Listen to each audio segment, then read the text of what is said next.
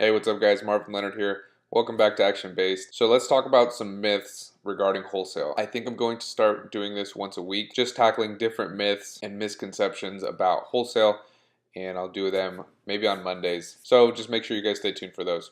So let's talk wholesale myths. One of the biggest ones is that you need a large amount of money to start. You are going to need some money. This isn't a business model that requires no investment. This isn't a business model that you can do for free.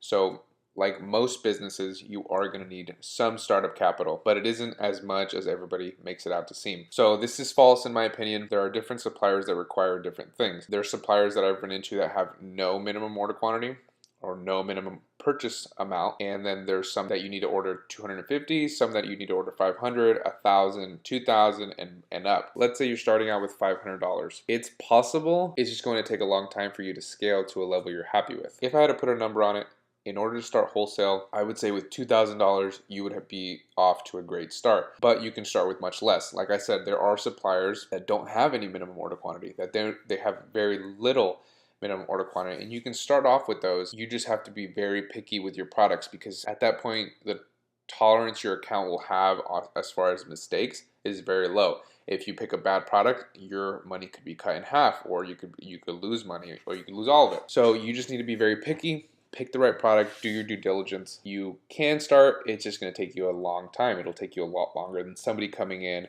with $2,000, $3,000, $5,000, but it's still doable. So like I said, different suppliers have different requirements that they have to abide to, and some suppliers are going to have very large MOQs. And when I say large, I mean 10,000, 50,000, 100,000. Obviously, when you're starting out, you're most likely not going to be able to fulfill those. You're not going to be able to work with those suppliers. But some suppliers that do have larger MOQs in the 1,000 range, 2,000 range, you can talk to them, build that relationship with them, talk to them, and see if they have any flexibility, and some do. Some have more flexibility than others, but they will work with you even though you can't meet their minimum order quantity. You just have to talk to them, and it doesn't hurt to ask. But like I said, some are flexible and some are not. Some are very much like, this is our minimum order quantity, can you meet it or not? And if you can't, then come back to us when you can. But some are more so, this is our minimum order quantity, but if you can't meet it, meet us halfway or meet us here, and then we can start building that relationship from there. I had to do this one time in the very beginning, and it worked out. I just asked, and then they said, yeah, we can work something out. So it doesn't hurt to ask. Just make sure you don't leave anything up to chance. Just ask them and see what they will say to you. But as far as this myth that you need a lot of money to start, it's not true. Obviously, the more money you have, the faster you can scale this business, but you can start with a little bit of money as well.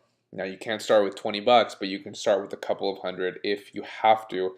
I would suggest you grow your capital doing something else and come back and start working with these suppliers, because although you can start with suppliers that have very little minimum order quantities, they aren't as common. So you're really going to need to comb through a lot of suppliers in order to find those suppliers that have such little minimum order quantities. You might look out and you might find them right away, or you might find 20, 30 other suppliers, and then on your 35th or your 40th supplier that you find one that has a very low minimum order quantity. So it is possible. It's just harder to find those suppliers, and you just have to be very picky with what you're going to buy from them in order to make sure that it's going to be a profitable product for you and your Amazon business. But as far as this myth, I'd say it's busted.